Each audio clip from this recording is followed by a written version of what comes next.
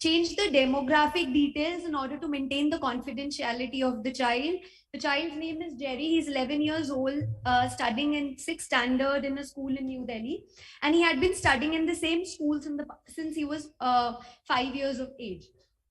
So this time, why the child came to us, so that day, the need for referral was he was experiencing disobedience in school, aggression and stubbornness at home.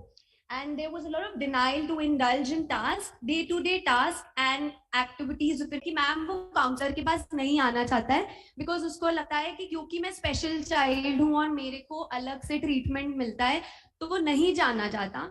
तो but फिर भी मैं आज उसको लेकर आ रही हूँ because मैं बहुत परेशान हूँ, स्कूल से बहुत कंप्लेंट्स आ रही है. So the child came to us and I had an idea कि बच्चा रिलक्टेंट है और वो नहीं बैठना चाहेगा, वो नहीं शेयर करना चाहेगा. Of course when it is ADHD, हमको पता है attention deficit going around the chair, so he was impulsive in answering also when I was asking a few questions. But then कुछ questions which were specifically related to school और teachers के साथ हमने एक form दिया, उनको interact करवाया. सो they said कि मैम इसको तो बिहेवियरल प्रॉब्लम है, बहुत एरोगेंट है, जिस भी बच्चे के साथ इसको बिठाती हूँ वो पर्पसली उसको टच करता है, तो मेरे को इसको अकेले ही बिठाना पड़ता है. So a sense of aloofness and loneliness the child had already been experiencing in school. Now when the family history was attained, adding to it, both the parents are doctors, very well renowned doctors in Delhi. And the father mentioned that he also felt, though he was not diagnosed, but he felt कि उनको भी learning disability था, and that got better with time. And there are 3 siblings, elder 2 sisters. One of the eldest sisters, she's also pursuing her MBBS. And he's the youngest in the family. He has always been very pampered and overprotected by everyone. So now when we started working with the child, when we got this entire information, we got to know that the child had, since he was diagnosed earlier, ADHD had been diagnosed 3 years back. So he had been regularly taking intervention, occupational therapy and special education. The child had already been taking. And that he was aversive to the idea of therapy. So as I said, we started just with the rapport building and play therapy techniques. Also during the session, as I said, we noted a lot of reluctance in engaging the task. अब normal जो किसी बच्चे को अगर ADHD होगा तो वो शुरू कर लेगा, we know, वो खत्म नहीं कर पाएगा task. You know, they have difficulty in sustaining their attention to a task or organizing, which is right.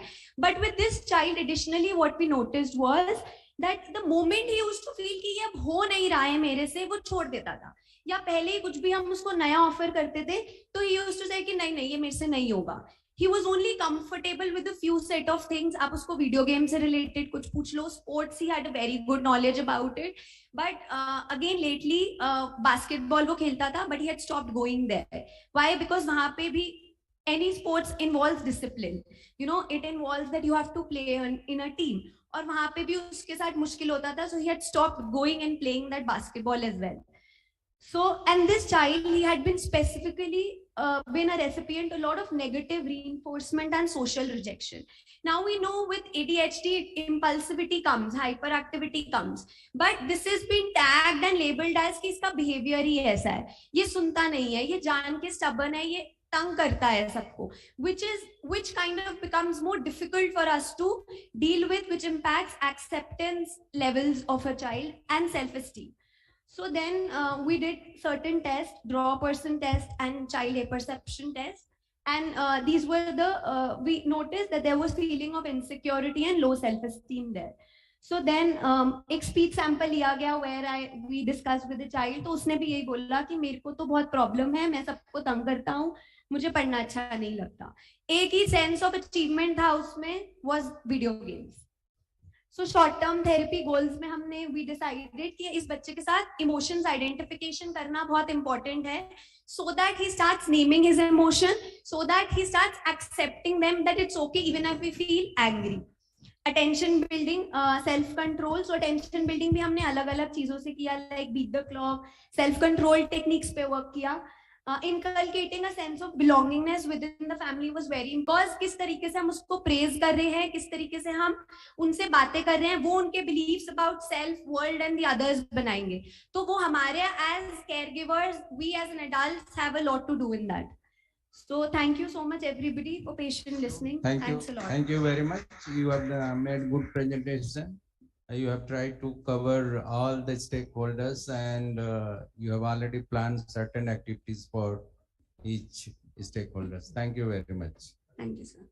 Now I will request Dr. Alka Sanjay Kohle Kothe Kothe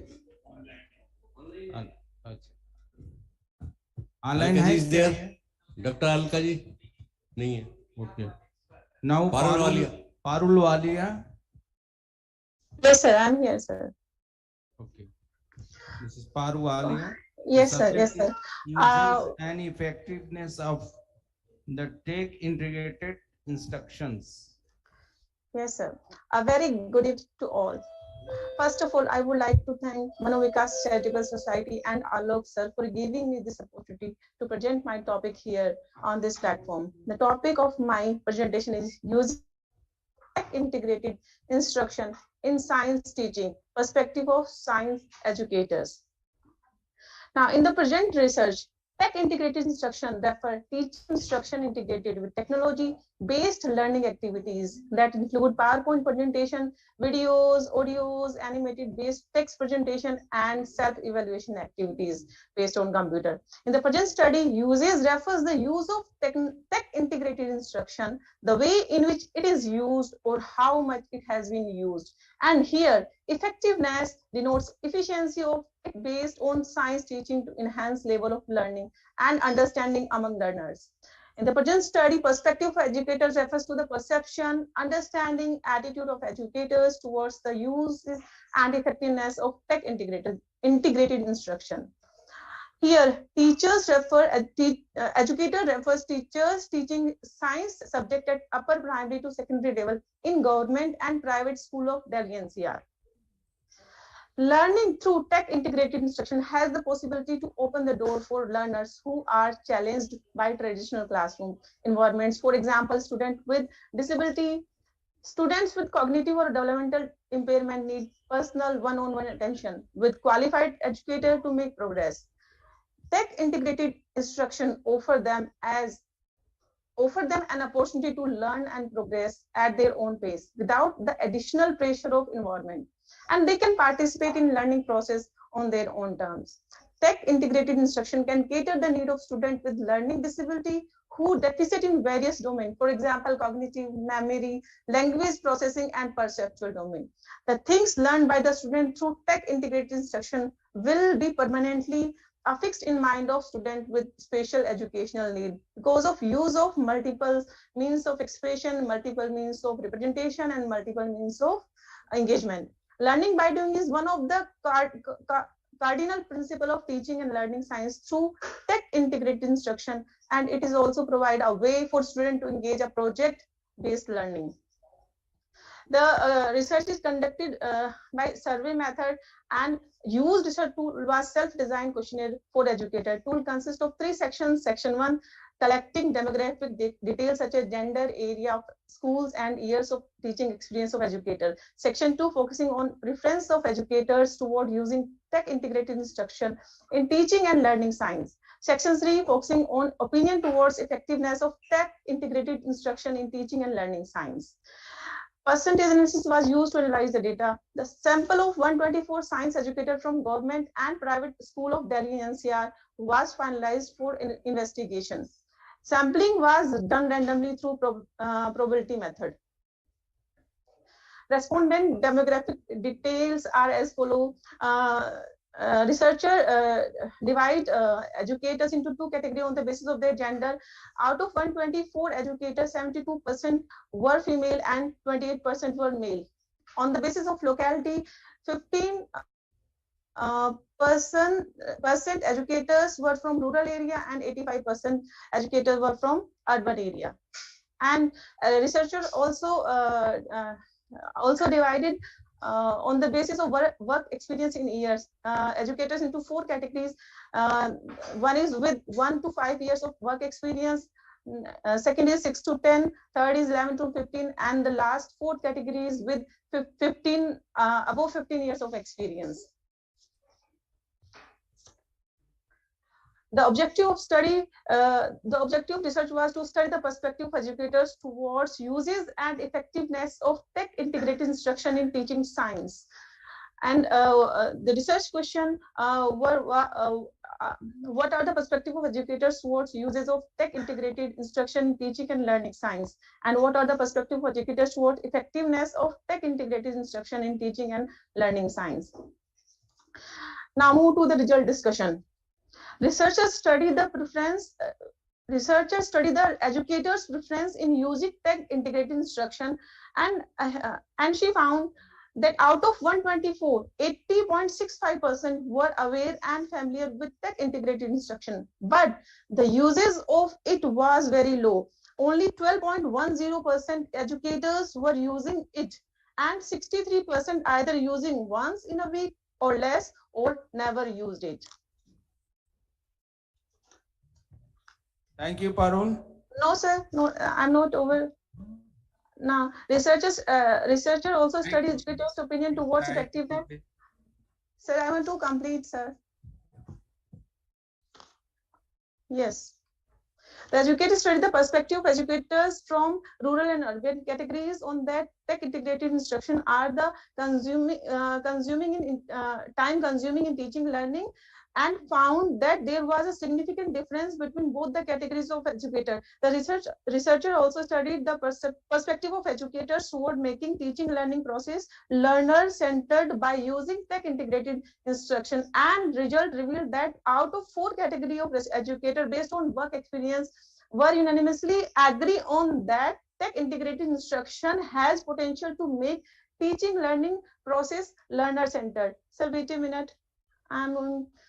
The finding of this research revealed that educators are aware, familiar, and support the integration of technology in curriculum activity. Most of the educators are agree on that tech integrated has potential to make inclusion possible, and it can make learning teaching more interesting and learner-centered. But the uses of tech integrated instruction is very low. As review literature revealed, tech integrated instruction is emerging to be an innovative method which could help diverse learner, including learners with special need, visualizing the content so as to make them to creative and productive learners. It can help students develop their understanding and engagement in the scientific process. On the other hand, tech integrated instruction can also lead to tremendous success and benefit for teachers and students. However, there are several obstacles to the effective use of tech integrated instruction in the classroom. Based on this study, it can be found that educator attitude play a crucial role in using tech integrated instruction in teaching and learning. In the present era of technology, educators' role is highly challenging to make their students meet personal and global demands. Integration of technology can be imperative for individualized instruction in order to bridge the gap between teaching and learning. Thank you, Parul. We are running. For the further research, last it is only the result of this research may become a precursor to large-scale research with the goal of better understanding educators' perspective on uses of tech-integrated instruction in teaching and learning. Further studies can be done by investigating the factors that affect the educator's attitude in using tech-integrated instruction in teaching and learning process. Thank you so much, sir. Thank you very much. It's a good presentation, of course, and you have tried to how tech is going to make difference between the educators. Now I will request Harshita Sethi and Anjali Mathu to present paper on teenage and youth adults programs. Thank you. Can you share the PPT, please? Good evening to all. I'm Anjali and this is Harshita. We are from St. John's Hospital, Bangalore. It's a pleasure being here and meeting you all. So we'll start with the presentation. Hello, everyone. So the research we are presenting today is an exploration into the lives of teenagers and young adults, the autism spectrum disorder, to identify and bridge the gaps in intervention. Change.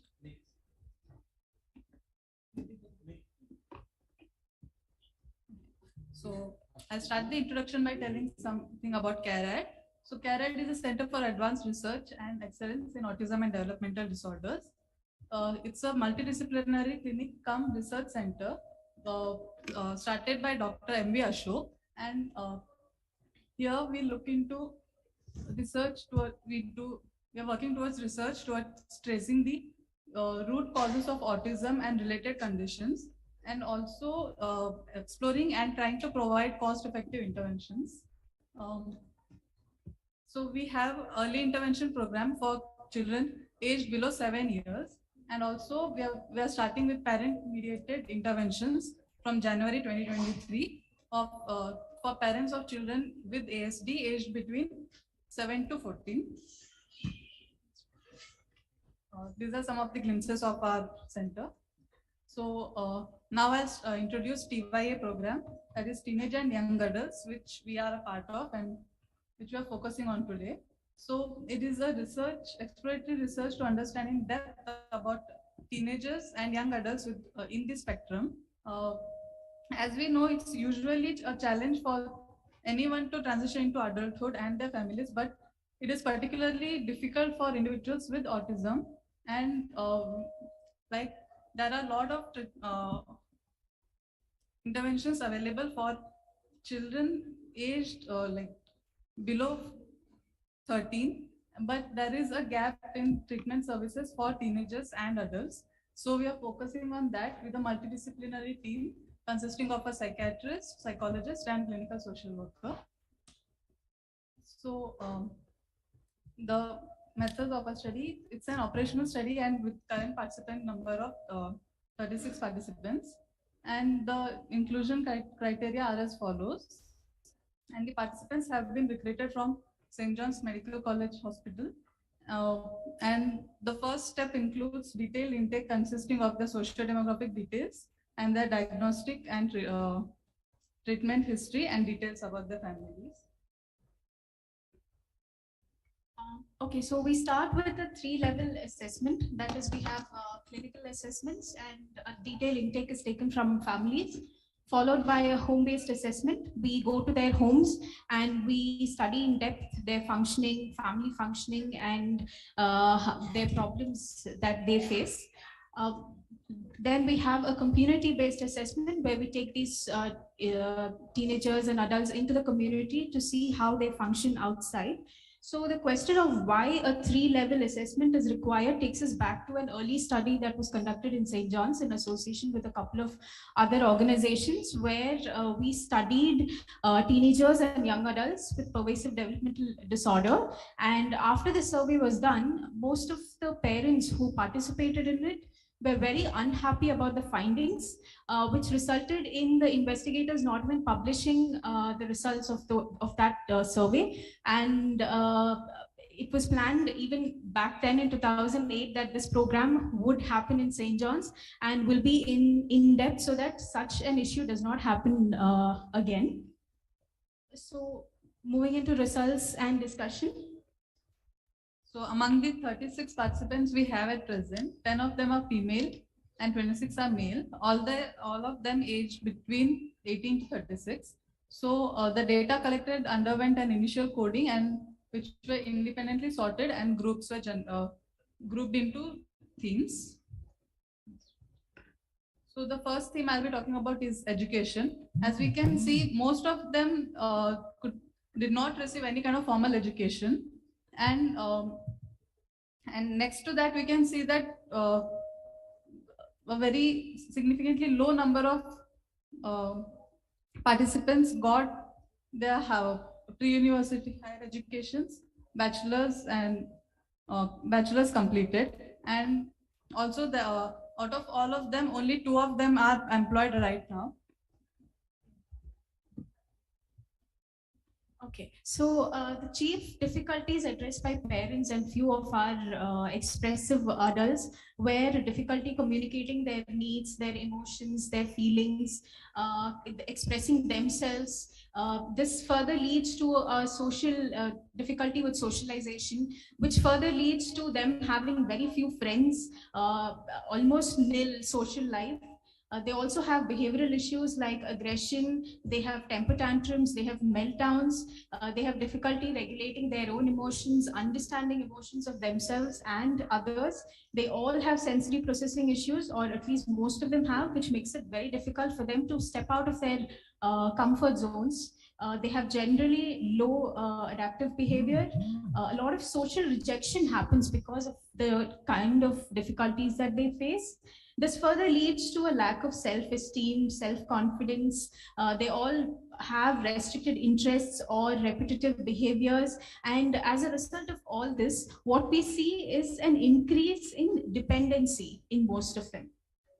So we also, when we looked into the intake forms, we realized that most of them had some kind of psychiatric comorbidity. That is, among the 36 participants, 29 of them have psychiatric comorbidities, and most of them, I think except 4, most of them had more than one psychiatric illness. And if you, these are all that we found. And if you look at it, the most common diagnosis was IDD, which is expected when it comes to autism spectrum disorder. Apart from that, the most common diagnoses were anxiety disorder, ADHD. Then we did have individuals with schizophrenia, tic disorder, BPID, depression, and like I said, there were only 7 with no psychiatric comorbidities.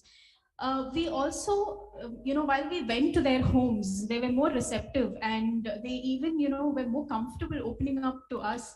They started off with, where the difficulty started with accepting the diagnosis itself, which had become a new reality for them.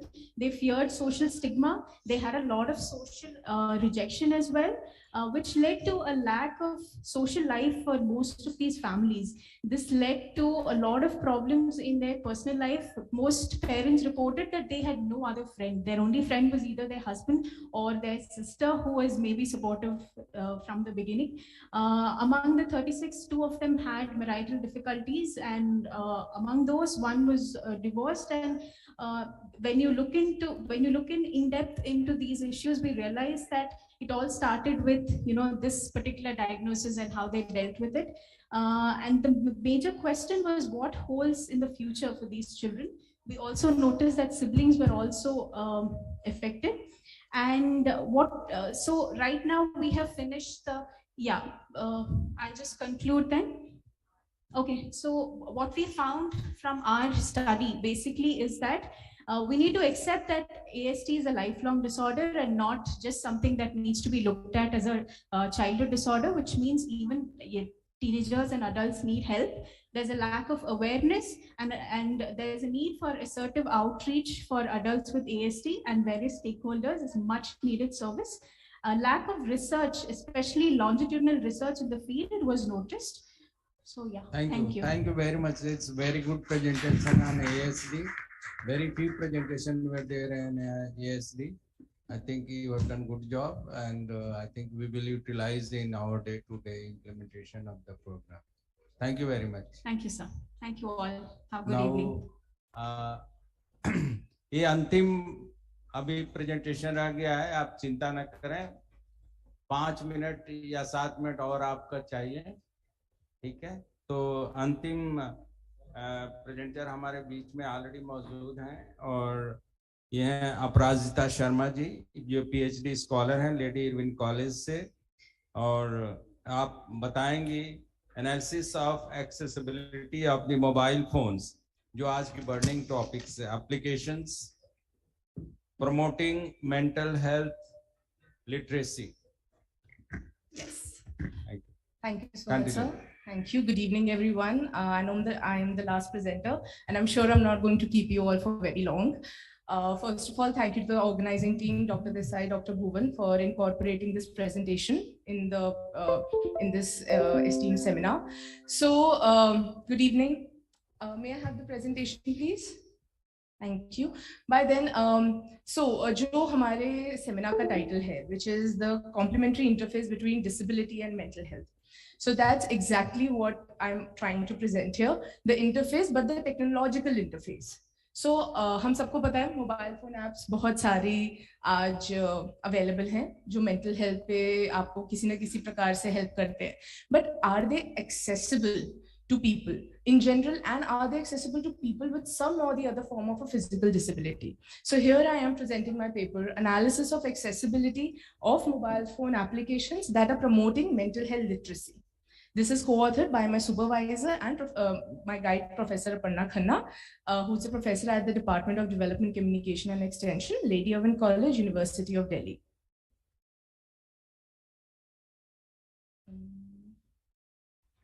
Is this not working?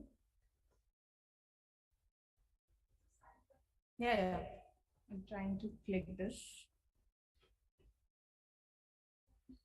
Yeah, sorry. Yeah, thank you. So I'm not going to go into a lot of details for this. Since morning, we've been talking about how disability and mental health are related. The stigma, the discrimination, the challenges people with disability face each day. But what I'm going to talk about is what mental health literacy is. Jom in 1997 told us what mental health literacy is, which is the knowledge and attitudes regarding mental health that aid in recognition, management, and prevention of mental health issues. So there are 7 attributes of mental health, which is basically knowing ways to seek mental health information, ability to recognize specific mental disorders, knowledge of the risk factors, knowledge of causes, knowledge of self-help strategies, knowledge of what available professional help actually exists, and the attitudes that promote that recognition. There have been numerous studies since 1997 that have been done that the increase of mental health literacy leads to a more open conversation about mental health. It reduces the stigma around mental health. And moreover, when this reduction of stigma and open conversation happen, the increase of awareness happens. Awareness increase hota hai, demand of services जो already existing hai, उनको increase किया जाता है, which ultimately leads to to a society that is more sensitive to what mental health is. Which brings me to the mobile phone apps. Now we are living in a world, especially in the last 2 years. You know, before 2 साल से पहले जब Covid नहीं था, ये चीज से बात करने में हमें थोड़ा सा टाइम लगता था. बट 2 साल में हम सबने सीख लिया कि टेक्नोलॉजी, मोबाइल फोन्स कितने जरूरी हैं आज के समय में. एक cautionary warning: mobile phone apps are not here to replace the existing professional. Mental health professional को replace नहीं किया जा सकता. What they are trying to do is trying and bridging the gap that exists between the mental health professionals and the people who need that help. So here we are trying to understand that barriers such as geography, barriers such as treatment cost, barriers such as, you know, I don't want to talk to person, confidentiality, उस सबको mobile phone apps bridge करने की कोशिश करती हैं. Which brings me to the objectives. Here I'm presenting the part of my PhD. It's an ongoing PhD right now, which will talk about, we are analyzing the select mobile phone applications on mental health literacy, उनके content और design को, and साथ ही साथ यहाँ जो मैं present करने वाली हूँ is from an accessibility point of view. So it's a descriptive research. Purposive sampling को use करते हुए 30 mobile phone applications have till now been identified. Google Play Store से इन apps को choose किया गया था because A, Android users maximum है हमारी country में, and B, maximum mobile phone applications actually Google Play Store पे ही available है. So keeping that rationale in mind, 30 mobile phone applications have yet been identified which are free to download. इस पे आएंगे थोड़ी देर में. They are only free to download. They have maximum ratings and maximum number of downloads. So this was my inclusion criteria. Here, the tool that we use for data collection is MAS, the Mobile App Rating Scale. This was developed by School of Psychology, University of Queensland in Australia. ये जो tool है, it talks about 4 very important aspects, which is the engagement, the functionality, aesthetics, and information quality of a mobile phone application. And just a fact, this was actually developed to analyze mobile phone applications on mental health. So mental health पे जो apps है उनके लिए specifically ये बनाया गया था. But what I'm going to be focusing on how we've kind of adapted is to include the accessibility factor here. So इसको मैं जितना जल्दी हो सकेगा explain करूँगी. यहाँ पे हम लोगों ने जो criteria इस्तेमाल करे हैं, पहला है कि how the content for disability क्या exist करता है नहीं करता है mobile phone apps में. दूसरा, क्या कोई विजुअल्स है या डिजाइन में किस तरीके से डिसेबिलिटी को रिप्रेजेंट किया गया है. And third, it is first the kind of disabilities here I've taken, and sorry if I use a vocabulary that may not be appropriate, but we've used visual disability, hearing disability, that is auditory, and lastly locomotor disability. So isme I'll be explaining them when I actually get to the findings wala slide. This was the indicator that we had used for analyzing. Visual disability mein we had whether color blindness ko dekha gaya, that is you can change the color and color contrast ratios. Can you magnify the text and visuals? Is there a text to speech? क्या screen reader available है या नहीं है? Audio based content use किया जा रहा है या नहीं? And lastly, do we have a voice assistance facility available? Similarly, for hearing disability, we had whether they are using video based content, sign language available है या नहीं है? क्या subtle जो subtitles है videos के लिए वो available हैं? क्या आपको audio based content read करने का option दे रहे हैं वो app या नहीं? Then we went to locomotor disability. Yes, I will wrap up as soon as I can. I'm so sorry. Sign or size क्या है? Navigation buttons का focus state, pressed effect available नहीं है, and certain general characteristics as well. Also, these indicators have been culled out after a thorough review of literature, and that's how we've arrived at this. So, general information. These are the 30 applications that I had, analyzed, but only 16 out of these 30 applications require people to use in. You need to have an email ID and password to log in. So the idea of confidentiality is questionable here.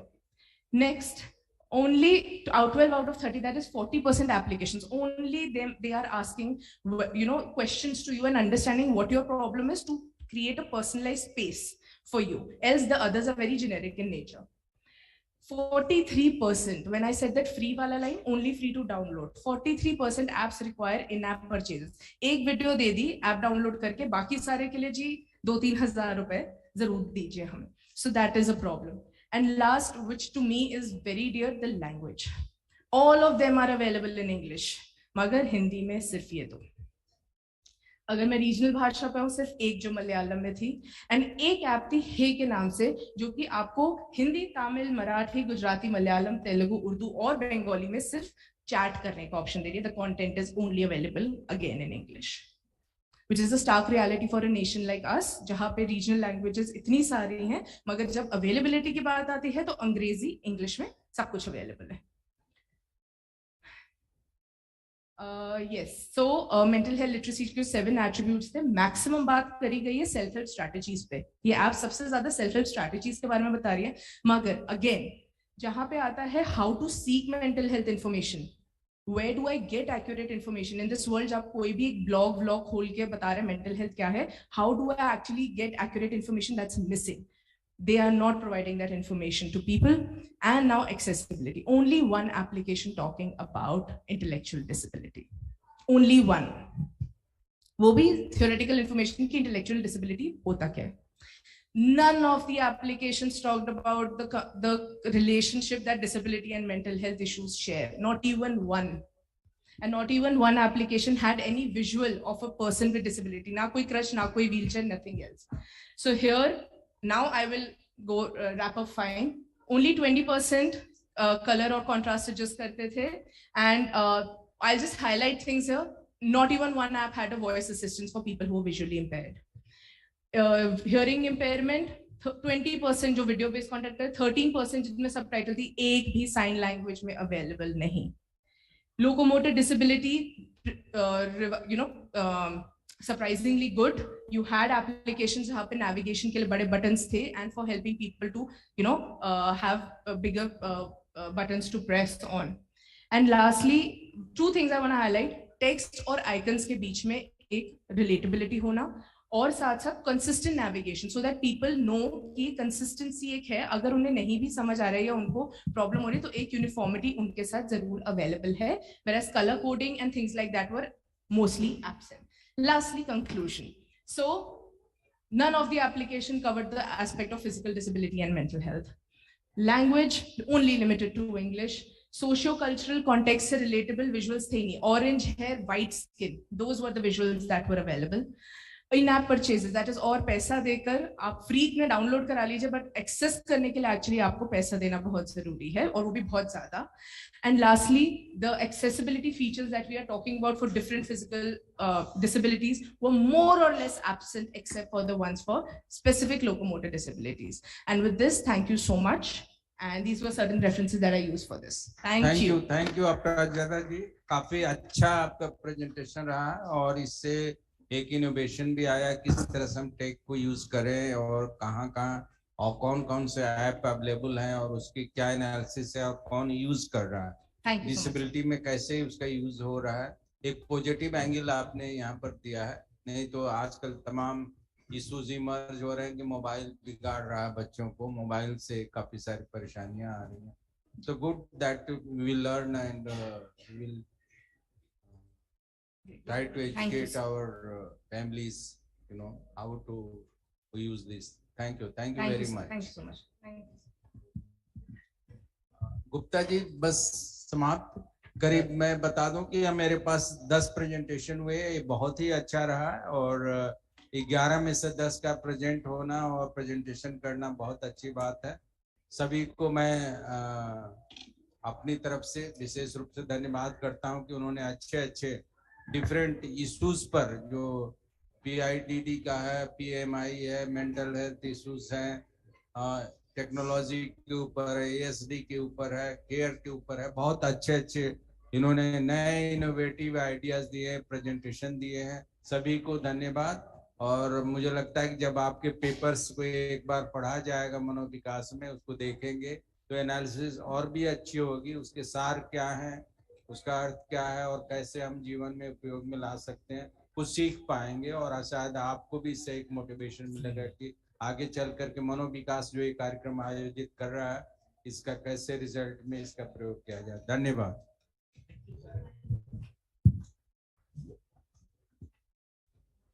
Thank you so much and for today. सभी का बहुत बहुत धन्यवाद करता हूँ. और tomorrow in the concluding session we will be giving appreciation awards to the best presenters and best poster display, and it was sponsored by Dr. A. Theresa Kutti. She retired from National Institute for National Institute for Mentally Handicapped Children. Now the National Institute for Empowerment of Persons with Intellectual Disabilities. तो ये कल हम आपको देंगे और कल पुनः 10 बजे हम लोग फिर मिलते हैं. धन्यवाद for today. Thank you.